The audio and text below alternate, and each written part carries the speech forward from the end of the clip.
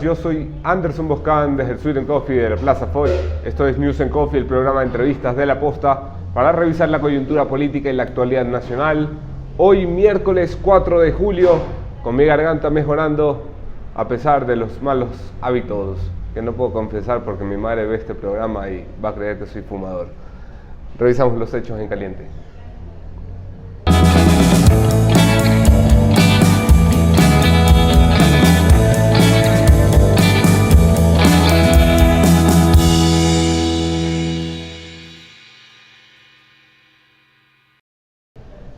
En caliente, los familiares de Katy y Oscar, los dos compatriotas secuestrados hace más de 90 días por la banda narcoterrorista de alias Guacho en la frontera norte con Colombia, han viajado ya hasta el oriente, en la frontera con Colombia, el oriente ecuatoriano me refiero, para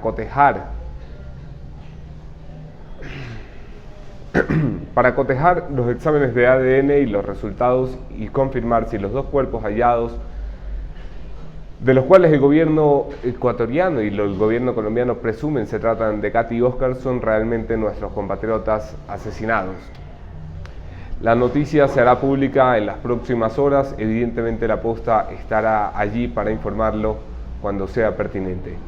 En caliente también, noticia del día, probablemente Rafael Correa tiene orden de prisión en su contra y empieza a formar parte del selecto club de los 3 ecuatorianos requeridos por la Interpol.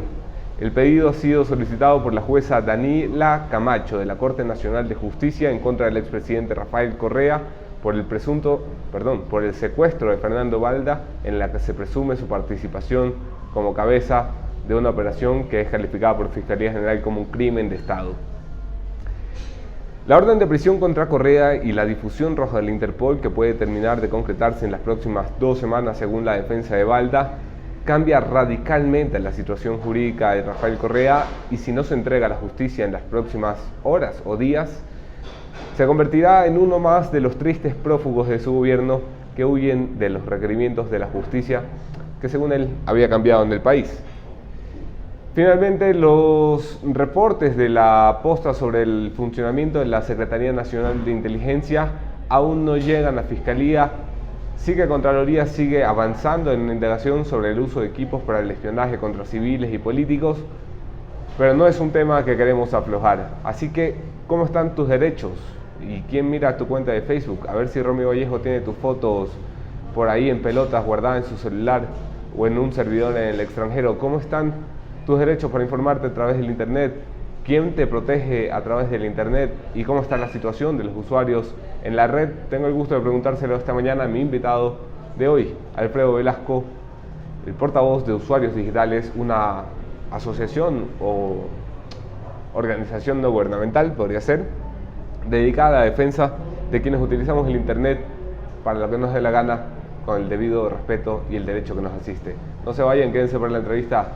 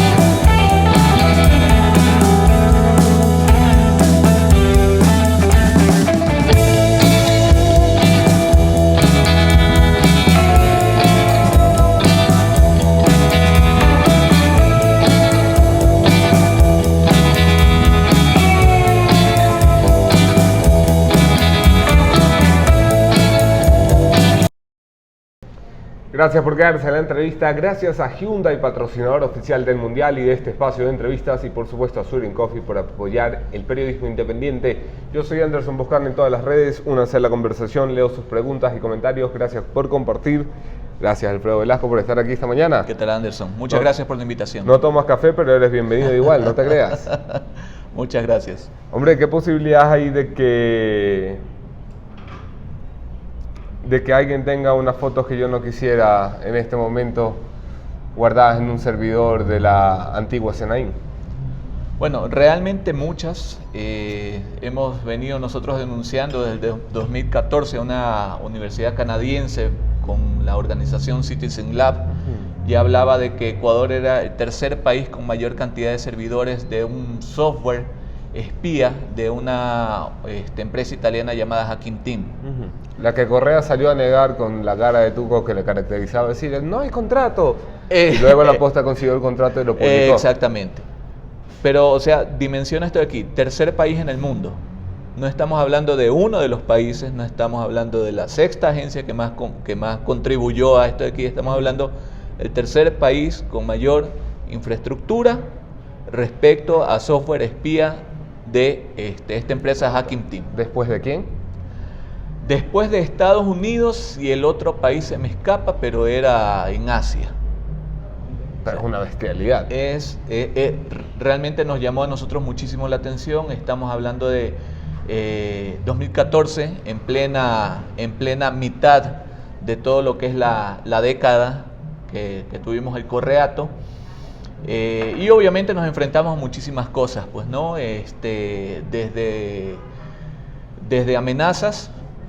Recibí particularmente amenazas de unas cuentas que cuida a mis hijas, impedimentos de crear la organización, observaciones, monitoreos. Por ahí mi nombre aparece en un reporte que en teoría habría sido filtrado de la Senaín. Entonces es un tema que a nosotros nos llama muchísimo la atención. Y pero obviamente, patadas y empujones, Usuarios Digitales tiene 3 años defendiendo precisamente a los usuarios del Internet. Realmente lo que nosotros hacemos como asociación, velamos por los derechos de los miembros de la asociación, pero que obviamente terminan siendo los derechos de todos, pues no, por extensión los derechos de todos. Somos todos los usuarios. Exactamente. Entonces, precisamente el 30 de junio nosotros cumplimos 3 años de creación jurídica después de todo un vaivén y toda una obstaculización para crear la organización.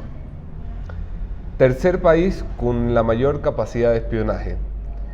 ¿Eso cuesta mucho dinero? Obviamente, esto de que ha de haber necesitado una cantidad de recursos. Por eso es que el tema de la contratación o del pago de la agencia de inteligencia que se filtró un año después, en el 2015, no nos llama mucho la atención y lo vemos como una pieza más bien pequeña de todo el aparataje, porque solamente estamos hablando de un software espía. Una de las muchísimas herramientas que obviamente también vi en la Posta, de que también se han comenzado a sacar, pues, ¿no? Entonces es un tema que incluso tuve la oportunidad de hace 3 años hablar con el Comando Conjunto de las Fuerzas Armadas en una capacitación. Hasta ellos estaban asombrados de la capacidad que tenía la Senaín. Hablemos de esa capacidad ya en un tema que tú manejas mejor que yo, Alfredo, que es ¿qué eran capaces de ver? Porque cuando decimos espiar, uno dice, ya, hombre, me pinchan la llamada, no sé, me abren el mail, pero ¿qué eran capaces de hacer con la infraestructura de espionaje que tenía la Senaín? Realmente todo lo que te permite tu dispositivo móvil. Encender la cámara, apagar la cámara, encender el micrófono, escuchar, geolocalizarte. Yo estoy aquí en una entrevista contigo y pueden encender el micrófono. Exactamente, pueden encender la cámara, pueden... sin que haya una llamada. Sin que haya una llamada, pueden ver lo que estás escribiendo, es decir, no necesitan en teoría hackearte WhatsApp o hackearte Facebook o hackearte cualquier otra cosa, sino simplemente el teléfono era de ellos, el dispositivo era de ellos. Era un esclavo de ellos. Era un esclavo de ellos que lo podían, dentro de las capacidades que permitía este software. De ahí, si me permite solamente esa aclaración, De ahí, dentro de las capacidades que tenía el recurso humano de la SENAIN, es un poco más complejo analizarlo. O sea, vemos que el secuestro se llamaba Operación Secuestro. Vemos el cruce de correos con Hacking Team, en los cuales los agentes de Hacking Team realmente ya estaba cansada de explicarles cómo funcionaba el software. Inteligencia, solo el nombre. O sea, realmente el correato le dio un nuevo significado de inteligencia o agencia de inteligencia en el país. ¿Cómo carajos llegaban a mi teléfono? Generalmente, sí, o sea... Tiene un software, pero ¿cómo llegan acá? El tema de generalmente con correos, recordemos que en ese tiempo estaba en boga el tema de Odebrecht, y desde algunas cuentas se hicieron de algunos correos, de algunos emails de algunos políticos, en los cuales enviaban un supuesto listado de Odebrecht. Este aquí fue uno de los casos que nosotros pudimos hacer seguimiento de la organización política Suma, de la cual hackearon unas cuentas y comenzaron desde cuentas oficiales, las hackearon y desde ahí comenzaron a distribuir esto de aquí. Entonces, obviamente, uno como usuario, viendo una cuenta oficial, viendo un tema que le llama la atención, abría y esto de aquí hacía que se instalara. ¿Qué es lo que encontramos nosotros con el ejemplo de César Monge, presidente del movimiento Creo, utilizando una cuenta de correo muy parecida a la de él? Enviaban, oye, es que han hackeado fulanito de tal, que era miembro de la organización, mira aquí, y a lo que pinchabas el link, pues ya estabas hackeado tú. Claro, en el tema de Suma fueron más allá, o sea, hackearon cuentas institucionales y por ahí comenzaron a distribuir, obviamente para hacerlo mucho más real el tema. Obviamente, a ver, señalar que esto de aquí haya sido propiamente de la SENAIN todavía es un camino bastante largo. Pero se presta muchísimas suspicacias y hay muchos puntos encontrados respecto al tema. ¿Había forma de protegerse de eso? O la hay, porque nadie nos asegura que esto ha sido desmontado, ¿no? Que ya vamos a hablar de aquello. Claro, la primera forma obviamente es el tema de suspicacia. O sea, pensar que realmente estén pasando la lista de los involucrados en Odebrecht es medio complejo. De ahí obviamente, si ya abres el archivo y ya se instala en tu dispositivo móvil, ahí, o sea, solamente que cometan el error de en algún momento manipularte mientras tú estás haciendo otra cosa y tú te des cuenta en ese momento, o sea, por ahí como imperceptible, básicamente. Básicamente imperceptible. Lo que te comentaba hace poco, o sea, la mejor forma de controlar es saber que no está siendo controlado. Entonces, esta aquí era una de las herramientas por las cuales no sabías que estaba siendo controlado. Pero qué miedo. Sí. Santiago García pregunta, ¿el espionaje y recolección de datos se limita o limitaba al Ecuador o también se espiaba a ecuatorianos o gente del exterior? ¿Hay reportes de aquello? De lo que nosotros tenemos, no, solamente eran actores políticos, periodistas y activistas dentro del Ecuador. Dentro de los correos que se filtraron de Hacking Team. Insisto, o sea, Hacking Team es solamente una herramienta, es solamente una pieza que utilizaron. Habría que ver cuántas otras herramientas, cuántas otras sistemas utilizaron ellos que hasta ahora desconocemos. Porque Hacking Team no permitía, por ejemplo, la interceptación telefónica. Esos eran aparatos móviles, según los documentos a los que accedimos. Había 7 de aquellos, hasta la entrega de Romy Vallejo del cargo del señor Jorge Costa. Desapareció uno, si mal no recuerdo. Dos de esos misteriosamente se han perdido. Yo no quiero insinuar que ha sido el señor Romy Vallejo, porque no desconfío de él, con toda la honradez que la caracteriza, pero se han perdido después de que él entrega a la Secretaría y están en manos de alguien que no es el Estado, que es gravísimo. Claro. Así que sí, evidentemente había más que Hacking Team en la cadena del espionaje. Hoy, ¿hay que confiar en el SENAIN? ¿Tú confías en la promesa que ha hecho el presidente 3 meses atrás de vamos a cambiar esta vaina, vamos a liberar el espionaje, vamos a acabar con la policía política? Realmente lo que nosotros hemos pedido desde el 2014 es que se haga una auditoría y que se permita que esta auditoría se mantenga desde entes que no tienen que ver con el Estado. O sea, Puede ser la academia, puede ser organizaciones de sociedad civil, entre algunos otros. Porque nos hemos dado cuenta que esta falta de control absoluta, este poder que se les ha dado absolutamente a esta agencia, los ha corrompido absolutamente. O sea, hemos visto muchísimos casos, el tema de troll centers, que se publicó también un documento en el cual agradecían a un señor Armendáriz por su contribución en crear X cantidad de cuentas. Vimos también el tema de los seguimientos, de los monitoreos que han hecho la gente a través de redes sociales. Entonces, más allá de confiar en la buena fe, la famosa frase del presidente o la buena fe de la SENAIN, lo que nosotros requerimos, lo que nosotros hemos venido impulsando es una instrumentalización de una auditoría que sea imparcial respecto a la utilización de este tipo de recursos, que no se vuelva a utilizar de manera política. La Contraloría ha respondido a la publicación de la posta iniciando una auditoría al uso de los equipos de espionaje. Ese es un primer paso. Ese es un primer paso, pero falta muchísimo. Pues no, insisto, esto de aquí es un tema de estar observando constantemente hasta qué punto lo están haciendo bien y hasta qué punto se están extralimitando de manera legal. ¿Qué puede hacer el gobierno más allá de hacer promesas? Quiero decir, porque las auditorías las hace la Contraloría, las investigaciones las hará la Fiscalía. ¿Qué puede hacer el presidente que esté en sus manos para contribuir a transparentar el funcionamiento del espionaje en este país? Desclasificar lo que tenga que desclasificar. O sea, nosotros, por ejemplo, podríamos ayudar respecto a ver este tipo de exploits, este tipo de archivos que cogían para precisamente implementarse en tu dispositivo móvil, para hacer una revisión de tecnología reversa. O sea, más o menos para tratar de saber de dónde es que ha salido este tipo de sistemas que han tratado de infectar. Pues no, pero este de aquí es un tema complejo, no es un tema de que si nos dan hoy, nosotros ya mañana tenemos resultados, pero serían pasos, o sea, buscar academia, buscar entes técnicos, buscar sociedad civil, que el otro problema es que tampoco no hayan sido afectados de una u otra manera por el correato. Pues no, recordemos también de que la sociedad civil se fracturó, que hasta ahora logra recomponerse. Nosotros, cuando hicimos la denuncia, tuvimos incluso mucha gente de la sociedad civil en contra de nosotros por hacer este tipo de denuncias.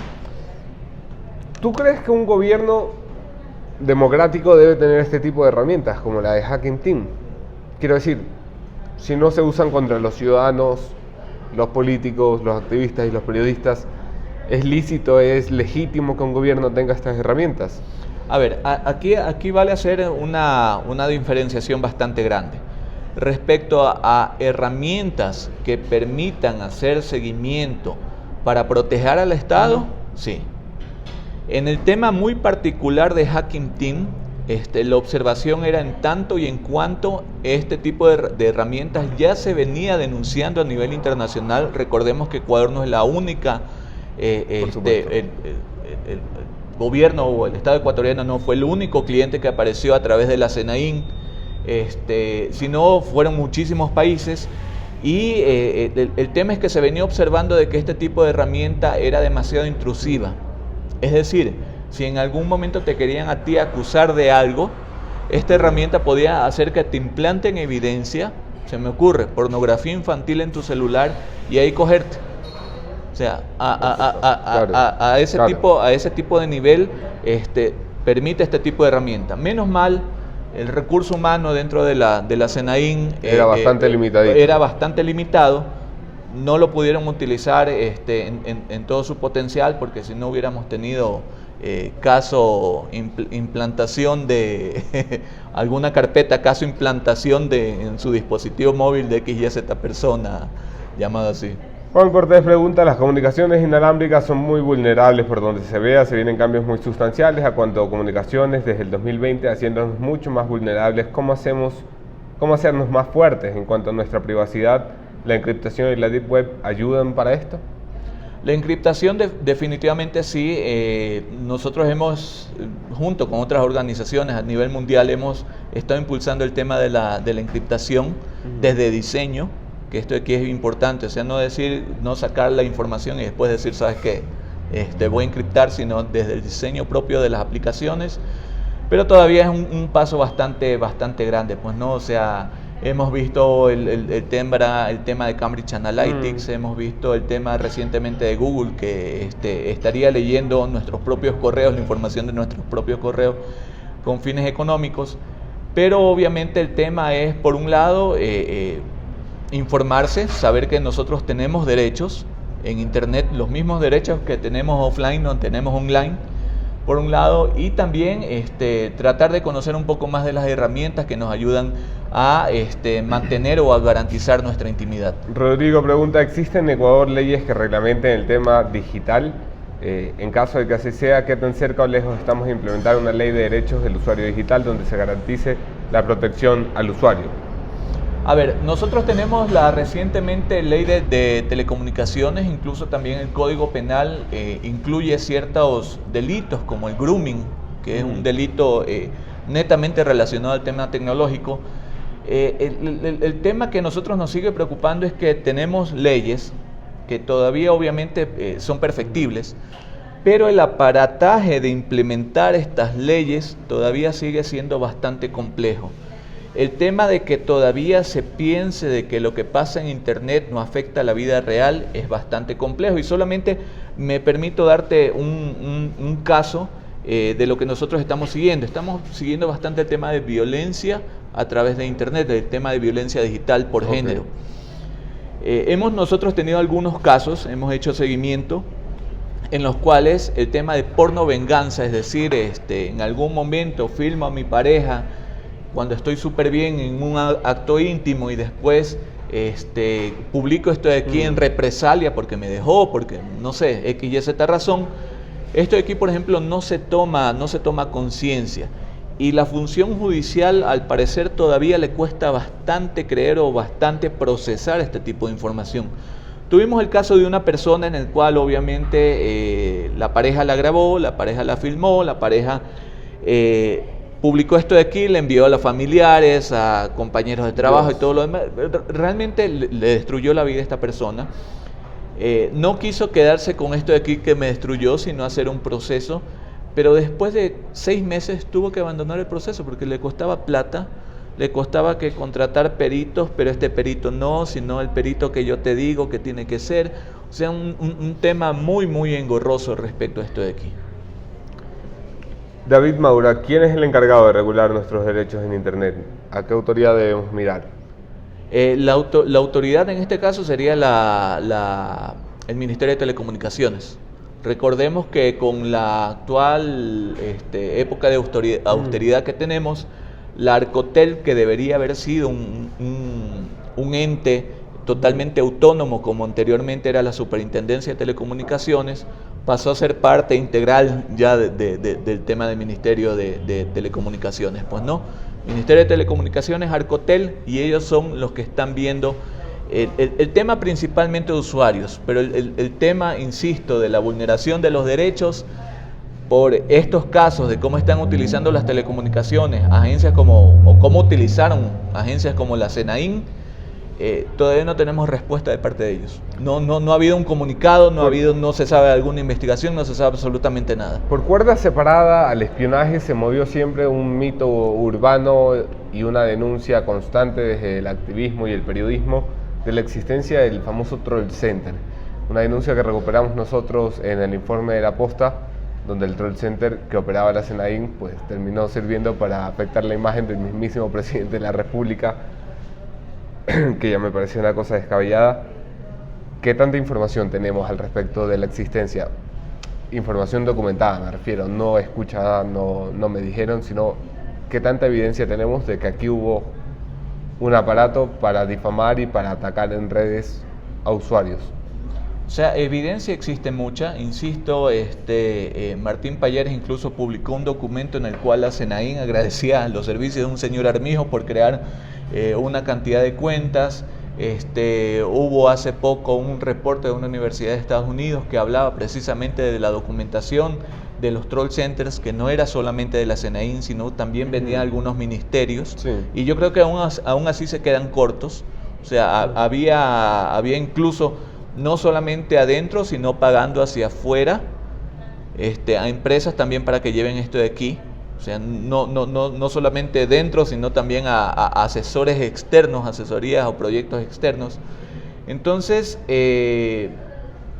yo creo que el tema de evidencia, tenemos un Estado, tenemos componentes que deberían estar haciendo su trabajo. Tenemos Fiscalía, tenemos Contraloría, tenemos los propios ministerios que debieron haber hecho auditoría, cómo se están utilizando los recursos a su predecesor, pero que vemos poco o nada están haciendo, pues, ¿no? O sea, lo poco que tenemos de documentación es lo que se ha filtrado, lo poco que tenemos de documentación es lo que nos ha venido de afuera, pero sin embargo con esta poca documentación no se está haciendo absolutamente nada, no se diga de investigaciones. Recta final de la entrevista con Alfredo Velázquez, Velázquez es mi esposa. Con Alfredo Velasco, representante de usuarios digitales. ¿Estamos protegidos o estamos desprotegidos los usuarios digitales en este país? Tenemos ciertas leyes que nos amparan, insisto, pueden ser perfectibles el tema de los datos personales. Recordemos que la anterior presidenta de la Asamblea intentó poner una ley de datos personales que más bien era como una especie de protección hacia los candidatos en su momento. Están tratando de retomarla ahora, por si acaso.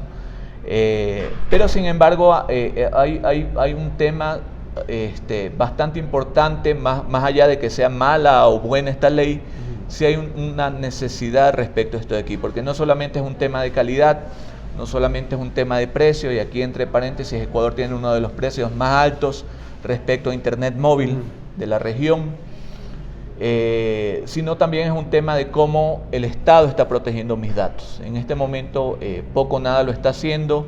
Estamos hablando ya no solamente de datos como cédula, nombre, direcciones, etcétera, sino ya incluso la metadata, es decir, todo lo que permite realizar una trazabilidad de lo que yo estoy haciendo.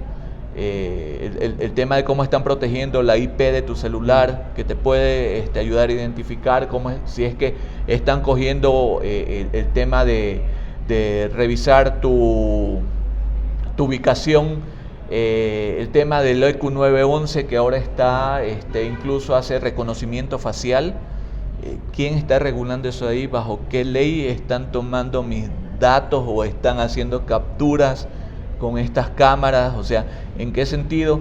Y obviamente, o sea, lo que se ha descubierto, porque obviamente creo que todavía hay muchísimo por descubrir de todo el accionar de la CNAIN, presente, pasado y presente, porque presente no sabemos nada más, ha destapado una olla de grillos que obviamente comienza a crear suspicacias sobre el resto de actores de seguridad en el Ecuador, pues, ¿no? O sea, ¿qué está pasando con este EQ 911? ¿De qué manera están guardando la información? ¿De qué manera están haciendo los seguimientos? Vi ahora temprano una entrevista en la cual ellos hacían incluso geolocalización de tu celular. ¿Están siguiendo el debido proceso para hacer esto de aquí? ¿No lo están siguiendo? O sea, todo este tipo de cosas es la que hay que hacer seguimiento para realmente sentirnos protegidos respecto a nuestros datos en Internet. Alfredo, gracias por estar Anderson, aquí. gracias por la invitación. Qué miedo. Dejen de tomarse fotos en pelotas que no sabemos en manos de quién pueden caer. Mañana otro tema, otro entrevistado, mismo entrevistador, nos acompaña Cristina Reyes, y aunque hoy no hay partido del Mundial, terminamos un poquito más temprano porque mi garganta todavía no aguanta un programa completo. Ahí se ven. Hasta mañana.